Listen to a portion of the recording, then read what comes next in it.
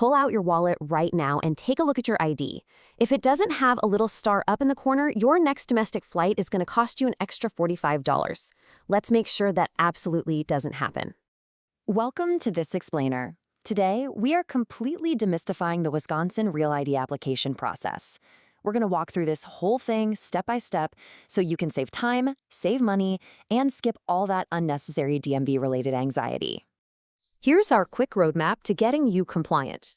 We're covering the new reality, figuring out if you actually need one, going over the required documents, the application process, name changes and exceptions, and finally, costs and reminders. All right, part 1. The new reality and federal enforcement. Let's just rip the Band-Aid off. The federal grace period is officially over.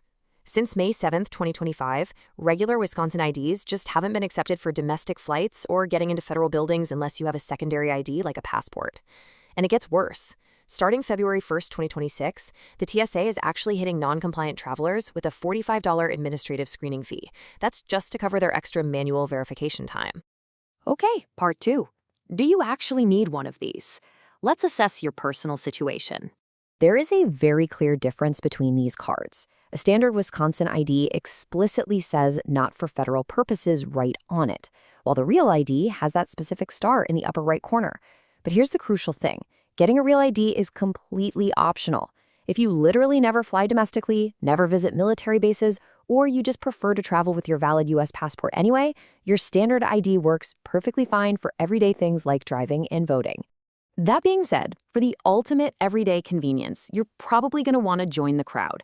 More than 64% of Wisconsinites have already upgraded to a Real ID just so they don't have to worry about carrying a passport for a quick weekend trip. Moving on to part 3, gathering your essential required documents. This is the paperwork funnel. Getting a Real ID for the first time requires some pretty strict physical verification. First up, you have to prove who you are and your legal status in the U.S. This means bringing an original or certified copy of a birth certificate or a valid U.S. passport. You also need proof of your identity, like your current driver's license, and proof of your social security number. That could be your actual social security card, a recent W-2, or even a pay stub showing your full 9-digit number. Next, you have to prove you actually live in Wisconsin by providing 2 separate documents. Both need to show your name and your current physical address. Now, things like a utility bill, a pay stub, or a bank statement from the last 90 days can totally be printed electronic copies. But items like your current lease, a mortgage document, or a valid hunting and fishing license must be physical originals. All right, part 4, the DMV application process. Here is your step-by-step walkthrough. To avoid completely wasting your afternoon in a waiting room, you absolutely need to take advantage of the DMV's digital tools. Step 1, use their online driver licensing guide to print out a custom checklist of your exact documents. Step 2, pre-fill your application and schedule your appointment online. And Step 3, visit the DMV in person. If you use that online appointment scheduler, you actually get priority service. That means you'll likely be in and out in less than 20 minutes. After that, your physical Real ID will just arrive in the mail within a few weeks. Okay, I have to emphasize this next point because it is the #1 reason people get turned away. With the exception of those few specific residency proofs we just talked about, all identity and legal status documents you bring to the DMV must be physical originals or certified copies. No photocopies, no faxes, and no showing a digital scan on your phone. They literally will not accept them. Section 5, Name Changes and Exceptions. Let's navigate the bureaucracy. What happens if the name you use today doesn't perfectly match the name on your birth certificate? Well, you've got to connect the dots for the DMV. You must provide a certified marriage certificate, a certified record of divorce, or a certified court order showing the legal progression from your birth name to your present name. But there's one fantastic exception here. If you're using a valid U.S. passport that already reflects your current name, you get to skip all those past name change documents entirely. Now, what if you're struggling to find all these documents, like maybe your birth certificate is lost somewhere, but you simply need an identification card so you can vote? Well, the DMV offers the ID petition process, or IDPP.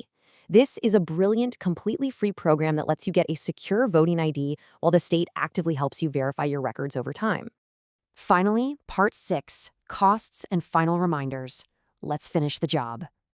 So, what's the bottom line? How much does this actually cost? If you just wait to upgrade to a real ID during your standard 8-year driver's license renewal cycle, it adds absolutely zero extra fees to the usual $34 cost. It's totally baked in. However, if you're upgrading off-cycle, meaning your license isn't up for renewal quite yet, it'll cost $14 for a replacement license or $16 for a standalone ID card. Just remember, government policies, fee structures, and accepted document lists can and do shift over time. Always double-check the official Wisconsin DMV website, wisconsindmv.gov, for the absolute most up-to-date information before you head over to your local service center. So to avoid getting hit with that crazy $45 TSA penalty on your next flight, I'm going to leave you with this one question. Do you know exactly where your birth certificate and social security card are right now? Or is it time to finally start digging through that filing cabinet? Thank you so much for joining me for this explainer. Get your paperwork sorted out and safe travels.